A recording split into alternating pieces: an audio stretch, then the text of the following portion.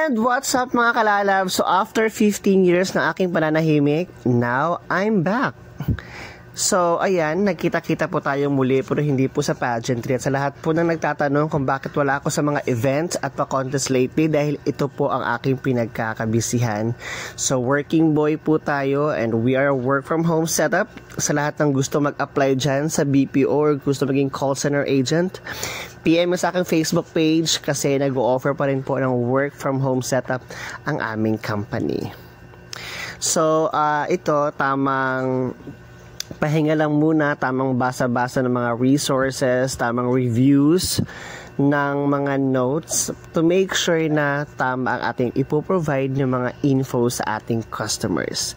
Thank you very much for watching. Bye for now.